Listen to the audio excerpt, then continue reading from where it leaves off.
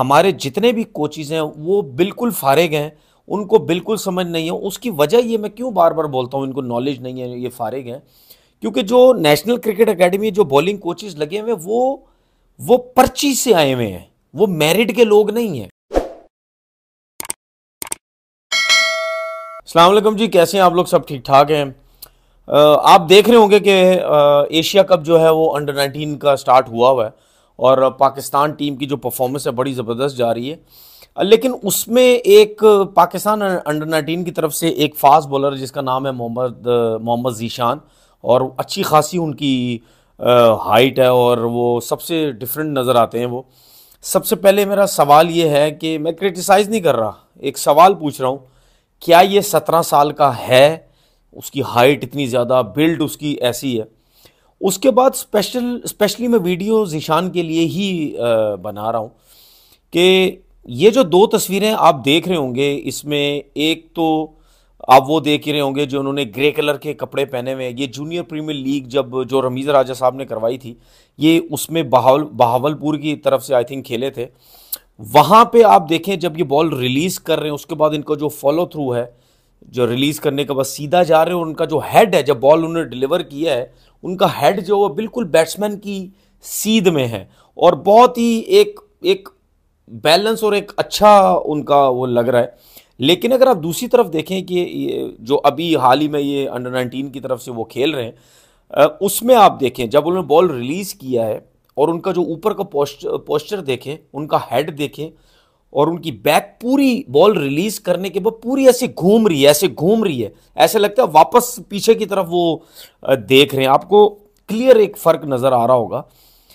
तो मुझे ऐसा लगता है कि जब ये जेपीएल में आए थे उसके बाद से इनको एनसीए में लाया गया। उसके बाद जो वहाँ के कोचेज़ हैं, जो मैं पहले भी कह चुका हूँ कि हमारे जितने भी कोचेज़ हैं वो बिल्कुल फारिग हैं, उनको बिल्कुल समझ नहीं है। उसकी वजह ये मैं क्यों बार बार बोलता हूँ इनको नॉलेज नहीं है, ये फारिग हैं, क्योंकि जो नेशनल क्रिकेट अकेडमी जो बॉलिंग कोचेज़ लगे हुए हैं वो पर्ची से आए हुए हैं, वो मेरिट के लोग नहीं हैं।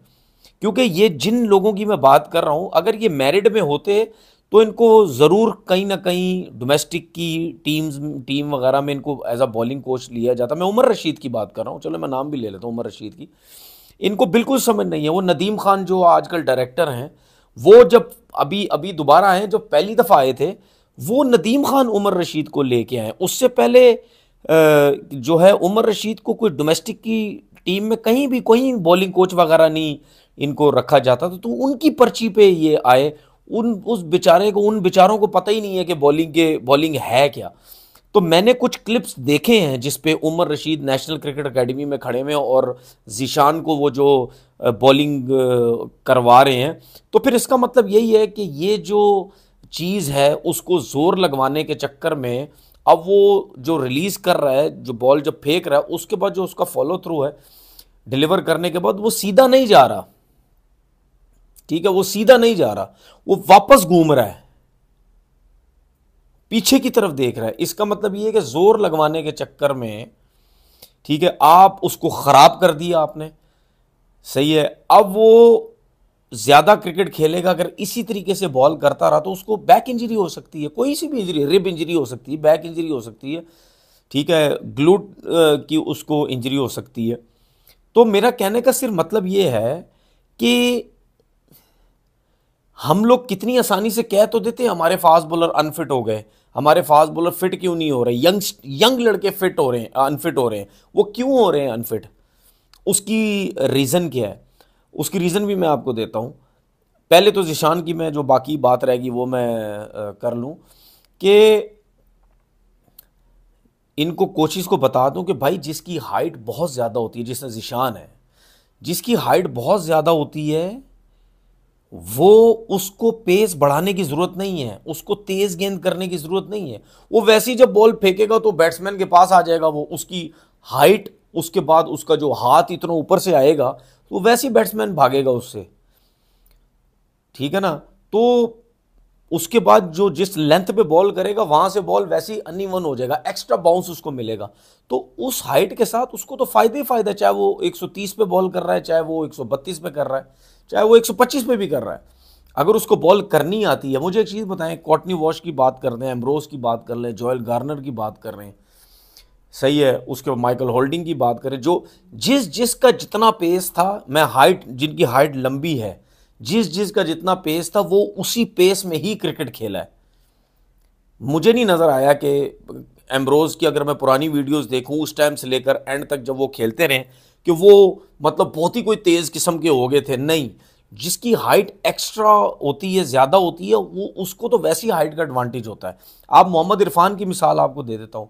मोहम्मद इरफान, आपने एक टाइम देखा होगा कि वो तेज भागने की कोशिश कर रहे थे, जोर लगाने की कोशिश कर रहे थे, उसके बाद वो अनफिट हो गए। उसके बाद जब वो अनफिट हुए, फिर उसके बाद फिटनेस के बाद वो उस तरीके से बॉल ही नहीं कर सके।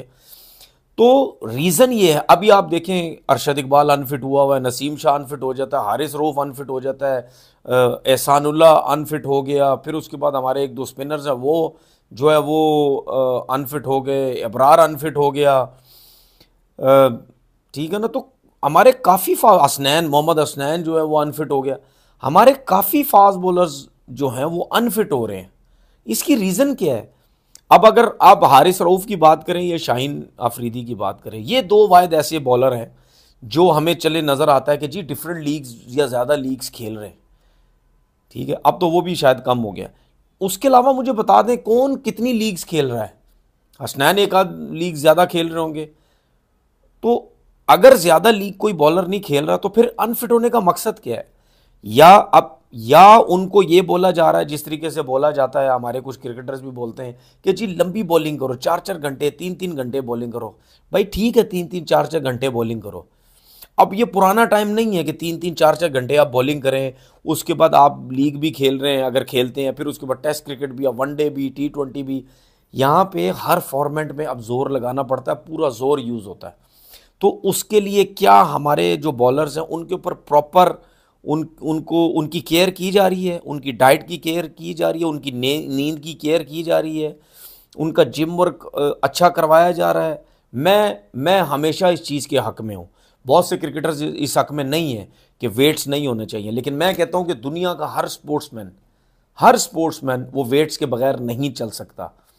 अगर आप 30 साल के भी हैं, 25 साल के भी हैं, 35 के भी हैं, 40 के भी हैं, वेट्स के बगैर आपका सर्वाइवल नहीं है।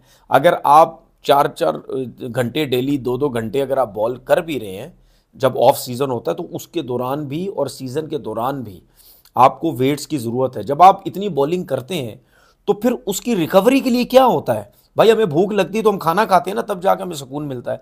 तो जब बॉलिंग मसल्स यूज़ हो रहे हैं, बहुत से लोगों से मैं सुनता हूँ जी बॉलिंग मसल यूज़ होंगे, जितनी ज़्यादा बॉल करोगे तो आपको बॉलिंग मसल यूज़ होंगे, उतना बॉल एक्यूरेट गिरेगा। भाई गिरेगा, ये मुझे भी पता, मैंने भी बॉलिंग की है सारी ज़िंदगी, होगा।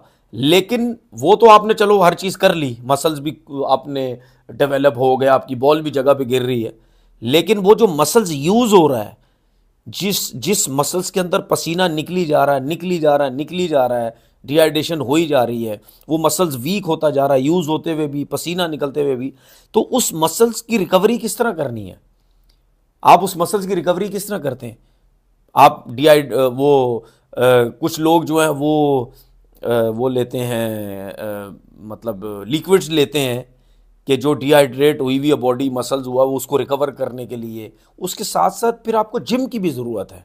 आपका मसल्स गिर जाता है, उसको उसको पंप करने के लिए आपको वेट्स उठाने पड़ते हैं। ये पागल नहीं है, दुनिया के और जो क्रिकेटर्स हैं वो पागल नहीं है, वेट्स के साथ काम कर रहे होते हैं। वो बहुत ज़रूरी है, क्रिकेट वेट्स अपने साथ साथ रखने। अब ये हमारे लड़के किस तरीके से वेट्स यूज़ करते हैं या कैसी प्रैक्टिस करते हैं बॉलिंग, इसका अंदाज़ा तो मैं नहीं लगा सकता, लेकिन मुझे कहीं ना कहीं लग रहा है कि कहीं ना कहीं इनमें कमी है, जिसकी वजह से इनको बहुत ज़्यादा इंजरीज होती हैं। दूसरी चीज़ ये कि ये जो NCA के अंदर ये थके हुए थर्ड क्लास किस्म के जो बॉलिंग कोचेज़ रखे हुए हैं, ये अपनी एफिशिएंसियाँ शायद झाड़ने के लिए गलत चीज़ें उनको करवा रहे हैं, जिसकी वजह से लड़के अनफिट हो रहे हैं। कभी एक्शन पे काम हो रहा होगा, कभी लंबी बॉलिंग हो रही होगी, कभी बॉलर्स की ट्रेनिंग ज़्यादा हो रही होगी, स्प्रिंट ज़्यादा लग रही होंगी, वट एवर जो कुछ भी हो रहा होगा, तो ये कसूरवार है। हमारे क्रिकेटर्स कसूरवार नहीं है, ये जो जितने भी NCA के अंदर हाथी जो पाला हुआ है सफ़ेद, लाहौर में जो कब से बना हुआ है, उधर से कभी भी आज दिन तक प्लेयर नहीं निकला। पिछले कोई पता नहीं 20 साल से वो बना हुआ है, कभी भी कोई प्लेयर नहीं निकला उधर से। सिर्फ इंजर्ड होके प्लेयर निकलते हैं, उसके बाद हम शक्लें देखते हैं, किसी को बाहर भेज देते हैं, जहाँ भी ऑपरेशन करा ले, किसी को क्या कर ले। तो ये जो मोहम्मद ज़ीशान है, ये भी मुझे ऐसा लगता है ये लड़का भी इंजरी की तरफ जा रहा है। अगर इसके ऊपर काम नहीं हुआ सही तरीके, पहले बेहतर था, बेहतर से उसको वर्स करने की कोशिश कर रहे हैं, जो कि नज़र भी आ रहा है। अब वर्स से बेहतर कैसे होगा या वर्स से वर्स तो होता चला जाएगा, इस चीज़ का मैं आइडिया जो है वो नहीं लगा सकता। अपना बहुत बहुत ख्याल रखिएगा। अल्लाह हाफिज़।